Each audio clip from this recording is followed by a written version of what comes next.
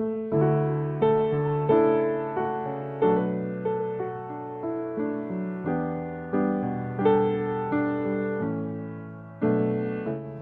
hermanos y hermanas de nuestra comunidad parroquial, un saludo de paz y bien. Bienvenidos a nuestra reflexión dominical. Hoy en la palabra de Dios nos invita a contemplar un mensaje que atraviesa toda la Escritura. Dios reúne a todos los pueblos, nos corrige con amor y nos llama a esforzarnos para entrar en la puerta estrecha que conduce al reino. Para dar inicio a esta reflexión tenemos el honor de presentar a Fray Jair del Cristo Contreras, hermano de la Orden de los Hermanos Franciscanos Menores Conventuales. Fray, bienvenido. Gracias, Miguel. Paz y bien para todos. Que sí, muchísimas gracias por venir, Fray. Fray, iniciando lo que es la palabra de Dios en Isaías, escuchamos: yo vendré para reunir a todas las naciones y lenguas y vendrán a contemplar mi gloria. Fray, ¿por qué Isaías presenta esta visión tan universal? Porque lo es así. ¿Y cuál era el contexto del pueblo en ese momento en Israel? Incluso cómo nos invita a lo que es ahora, hoy mismo, a anunciar, cuando todavía hay veces vemos muchas exclusiones, divisiones en nuestra sociedad, incluso en nuestros mismos hermanos. Bueno, el texto que hoy hemos escuchado del profeta Isaías es un contexto del posexilio. El pueblo ha vivido ya la experiencia del exilio en Babilonia y ahora han retornado, están a punto de retornar a la tierra. Precisamente en este contexto aparece la visión universalista de la salvación.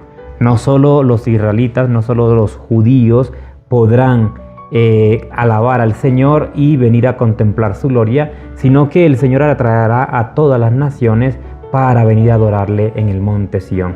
Nosotros desde nuestra tradición cristiana vemos precisamente en ese anuncio, vemos la realización posterior que se dará en Jesucristo el Señor. A través de Jesucristo, la salvación no es única para un único pueblo, sino ante todo para todas las naciones, para todos los hijos de Dios. Y esto es importante porque, como tú lo dices, en nuestra sociedad existen muchas segregaciones. ¿Por qué? Porque nos creemos mejores que los demás, pensamos que somos los únicos destinatarios de la salvación o aquellos que patentan el poder de posicionarse por encima del otro, olvidándonos que efectivamente todos tenemos la misma dignidad. Primero que todo, la dignidad de personas. Y si lo llevamos al ámbito religioso, además la dignidad de hijo de Dios. Y en cuanto hijos de Dios, por lo tanto, debemos reconocernos hermanos entre los hermanos. Para poder superar ello, es preciso, ante todo, reconocer en el otro a uno semejante a mí y por lo tanto evitar la tentación de posicionarme por encima del otro. Decías, Fray, también una palabra clave, o incluso en el mismo Salmo también dice: alaben al Señor todas las naciones, aclámenlo en todos los pueblos. Fray, porque incluso el salmista, y también lo dices lo que es en la primera lectura, hace este llamado a todos los pueblos y no solo a Israel, sino pues a la mayoría de todas las naciones. Y hoy como nos invita pues también esta oración a reconocer la presencia de Dios en nuestra cultura, incluso en nuestra cotidianidad. Sí, es interesante porque el Salmo también emerge en un contexto de alegría, de gozo, donde el orante ha experimentado la grandeza de Dios y por ello no se quiere reservar para sí esa grandeza experimentada, sino que también invita a toda la creación, a todas las naciones a alabar al Señor y por lo tanto a experimentar también ellos la gracia y la presencia divina. Nosotros, por lo tanto, también en nuestra vida como cristianos debemos ante todo tener presente que aquellas gracias que hemos recibido no debemos mantenerlas exclusivamente para nosotros, sobre todo en la relación con Dios, sino que deben ser también instrumentos para que otros hermanos puedan acercarse a Dios y a través de esa cercanía experimentar su presencia y junto con nosotros llegar a alabarle. Dices un tema claro lo que es alabarle, pero también hay veces llega también el tema del corregir, y esto nos habla lo que es en la carta a los Hebreos, nos recuerda y nos dice: el Señor corrige quien ama y castiga a todo el que recibe como hijo. Fray, porque también este autor une lo que es la corrección con el amor de Dios, y qué situación vivían aquellos primeros cristianos para necesitar esta exhortación, o cómo nos invita también lo que es esta enseñanza a comprender nuestras pruebas como un camino de crecimiento incluso en la misma fe. Sí, debemos tener presente el contexto en el cual se enuncia, ¿no? Estamos hablando del contexto de la primera o segunda generación de cristianos y efectivamente estas generaciones estaban viviendo situaciones difíciles, ¿no? Situaciones que posteriormente se leen como pruebas y leyéndose como pruebas entonces aparece aquella instrucción que el texto bíblico en el Antiguo Testamento, el libro de los Proverbios, nos habla acerca de la corrección del hijo. La corrección del hijo, ¿para qué? Para que crezca en valores y se pueda volver al buen camino cuando se ha desviado de él. Por lo tanto, la corrección de los hijos de Dios siempre será importante y nosotros debemos tener presente que en nuestra vida es preciso vivir estos momentos porque son los momentos de correcciones, aunque nos duelan, aquellos que nos hacen crecer, ¿sí? Tanto en el ámbito religioso como en el ámbito familiar o en el ámbito eclesial. Qué bueno es aceptar la corrección incluso cuando nos duela. ¿Por qué? Porque sabemos que quien nos corrige porque nos ama, porque nos aprecia y porque desea lo mejor para nosotros. Asumir también eso como un momento de gracia para poder así nosotros crecer en intimidad con Dios y también a nivel familiar. Dices también, Fray, en el crecer, también el tema de esforzarnos. Y eso nos habla lo que es en el Evangelio, diciéndonos Jesús enseñándonos, esfuércense para entrar por la puerta estrecha, porque les digo que muchos intentarán entrar, pero no podrán. Fray, también porque Jesús exige o da esta imagen tan exigente y que estaba pasando lo que es en ese momento de sumisión para lanzar esta advertencia y también pues cómo nos invita a nosotros esta enseñanza a revisar nuestro estilo de vida, que es muy importante, y nuestra autenticidad pues como cristianos.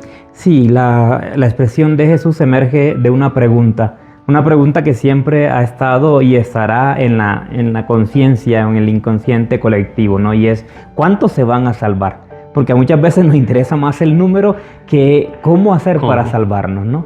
Por lo tanto, Jesús no responde a esa pregunta ¿serán tantas personas? No, lo que Jesús dice lo que hace es una exhortación. No estar atento al cuánto, sino ante todo al cómo yo voy a lograr mi salvación. Y nosotros de antemano tenemos algo garantizado y es que la salvación nos ha sido dada en Cristo el Señor. Pero depende de nosotros mantenernos en esa condición salvífica o alejarnos de ella. Por lo tanto, la invitación que se nos hace hoy a esforzarnos por entrar por la puerta estrecha es precisamente una invitación a tomar en serio nuestra condición de hombres y mujeres salvos en el Señor, y por lo tanto esforzarnos por vivir en la gracia del Espíritu y de asumir en nuestra vida los valores del reino.